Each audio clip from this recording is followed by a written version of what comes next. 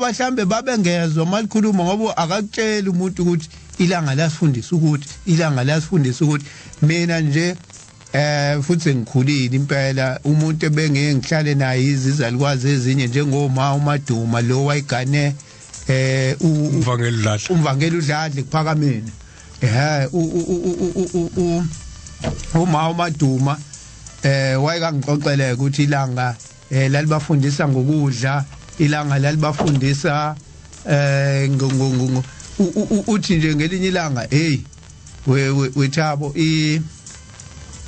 inkosi ayikiphathe inkonzo ngemali nje ngemali ikikhulume ngemali iphathe kusukela emini isitshela ukuthi uma ufuna ukuba nemali uyiNazaretha akufanele wenze njani uthi ngelinye ilanga yake yathi ngeke nje uzube nemali ungenaso nesikhwama semali fanele ube nesikhwama semali kuqala ukuze ube nemali ibatshela nangokubhenka imali ibatshela yonke ethi uMaduma thina siyange esikoleni kodwa sahlala notisha utisha ngoba isukela indaba yemali ngangikade ngimbuza ngithi mina hey wesalukwazi yendaba nina nithi nohola impesheni nibe nemizi emihle kangaka ningalami othi thina sahlala notisha so ngiya lapha ekutheni umuntu uqaleke waqala ukuthola ukuthi hawu inkosi ilanga yayifundisa ngokuthi ngelinye ilanga nje yena uMaduma uthi wena uyazi ngathi sakhula nawe kuphakameni ngoba sasikhuluma nje sikhuluma ngokudla ngijwayeleke mina ukukhuluma ngokudla ngisho la emsakazweni inanda 88.4 ngikhulume ngokudla inhlobonzo zokudla elokhu egulisayo so uthi inkosi ilanga yake iyayikhulume ngokudla engafanele sikudle kwathi amaNazaretha ingagcini ngokuthi singakudli ngobani isitshela ukuthi kwenzani emzimbeni njengalento okuze kuthiwa besitshelwa nje kakhulu kuthiwa awudli uteli uma uyiNazaretha kodwa bangakutshela ukuthi awudli uteli ngobani wenzani uteli emzimbeni manje uthi ke lathi ilanga singawudli uteli ngoba siyohamba emhlabeni sesaphathwa amadola manje ungixoxela ngalamadola akhe uthi ungibona nje ngiphethwe amadola ngaze ngiyo ngisho kuyowabika enkosini ngithi mina wabengana amadola enkosini uthi ngizowabika ngithini ngoba ngiyawazi ukuthi abangwayini nanku uteli ugcwele indlu la yiwo lo ongibangela lamadola manje ngizothi mangiyobika ngibike ngithini ngoba ngizobuya ngidle wona lo teli so ngilapho ekutheni indaba yenkosi ilanga kukhona abantu ebeke bangayibeki kahle inkosi ilanga uzulubuke njengomuntu nje okwakuhula kuphela nje ingekho into ayifundisayo sase sizwabona abantu abanjengoMaduma nabanye abaningi nani imfundisi njengoba namhlanje nje usiphi isithombe ukuthi nanihlala niphiwa amaswidi inkosi kube nje ya usekhona ekuphakameni ngiyacabanga ukuthi kuningi okwenzeke uke wabala nanezindlu ukuthi wakhona izindlu ezithile izindlu inamagama ekuphakameni baningi abangakwazi lokho kodwa ngiyacabanga nangelinye ilanga siyofika endabeni yamagama ezindlu kodwa esikhona namhlanje sikhumbula inkosi ilanga njengomuntu owaye ekhona phakathi kwethu inkosi ehlezulwini umuntu ebantwini mhlawumbe ungakuphinda usiphi background ke yenkosi ilanga ukuzalwa kwayo nje ikhula njalo njalo ake ngidlulela kuqala ake ngidlule encwadini yeziChronicles esibili ngizofunda u2 amavesi no10 bekungafanele ukwazi yini ukuthi uJehova uNkulunkulu kaIsrayeli wanika uDavide umbuso kaIsrayeli kuze kube phakade yena namadodana akhe ngesivumelwano sikaSawuli ekesidlulele ku10 kodwa thina uJehova unguNkulunkulu wethu asimshiyanga sinabapristi abamkhonzayo uJehova amadodana kaAroni namaLevi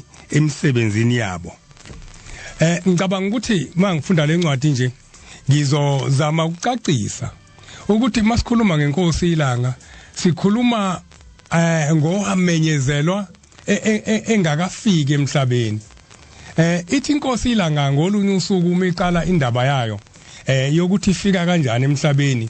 Ithi ubaba kwafika izwi ngingakabikho kwakuba khona lathi Shembe lo mntwana wakhe ozawuzalwa unkosikazi wakho omncane ungamfundisi imisebenzi emibi yabantu basemhlabeni. Umyalezo oqala lo oqhamuka kumqali wendlela umqali walomNazaretha ekhuluma ngokuza kwenkosi ilanga. Shembe lo mntwana wakho ozozalwa unkosikazi wakho omncane ungamfundisi imkhuba emibi yabantu. Mase fika uqhamuka esinye futhi seluleko. Uma esefikile ngosuku afika ngale emhlabeni ubomthatha uyombhabhadisa. Siyakhumbula ke ukuthi uzalelwe endaweni lapho kumakhaza khona kakhulu. La kumakhaza ngendlela exakile khona endaweni yaleko Harrismith kumakhaza. Uzalwa futhi kusebusika ngomhla ka27 July. Ngampela kuthe mase befikile omama abababelethisi endlini ngoba kuzofika omenyezelwe engakafiki kuzofika umuntu omdala wasezulwini. Angifuni ukukufihla lokho ngoba umenyezelwe engakafiki ukuthi akayena wasemhlabeni waba wasezulwini wamenyezelwa zingilosi okuyizona ezayifika izotshela umqali wendlela ukuthi Shembe uNkulunkulu uthi kuwe ucela uhambe uyomvusela ubuNazaretha. Lo buNazaretha sikhuluma ngabo obukaNkulunkulu athunyiwe kodwa kubona sokuqhamuka ukuthi khona ozayo ngiyafisa ukuthi ngiyibeke kahle. Asiphindanga sibe khona esinye noma omunye umyalezo othi khona abezayo. Babe khona kodwa munye lo esimkhumbula namhlanje eminyakeni yama45 umenyezelwe engakafiki uthe mesefika kwasekuthiwa kufanele athathwe ubhabhadiswe. Ithi ke inkosi ilanga ngempela kuthe ngosuku engibelethwa ngalo ubaba wayesemile phambi komnyango ababelethisi bebhizi bebamba uma ngoba ngase ngizofika emhlabeni elandela iseluleka asitholile. Uthi kwathi mangiqala ngikhala nje wayesengicela uthi ke babe ngabaza abanye ukuthi bamnike yini mina noma bangamniki ngoba inkinga ziningi izinto asezenziwa ubaba engathokholakali kahle ngoba wayesekhuluma noNkulunkulu ongaqondwa umuntu futhi ongakaze abonwe umuntu nongeziwa umuntu oziwa uyena yedwa. Ilezo zinto umuntu azoyixoxa namhlanje. Ngifuna ukucaca ukuthi asizile ukuthi ngaphupha mina cha angiphuphanga. Indaba le ayixoxa eseparadise. Uthi ngampela ke wayesengithatha ubaba wehla nami wayemfuleni. Uthi wathi mefika wafika amanzi omile eyiqhwa ngoba kwakusebusika. Uthi wafika washaya uvalo. Uthi ngambuka kodwa ngihleke ngabothi mangimhleke uzobona ukuthi ngubani mina. Kukhuluma umuntu onemzuzwana efikele emhlabeni uthi mangimhleka ngabona ukuthi uzobotha ngubani.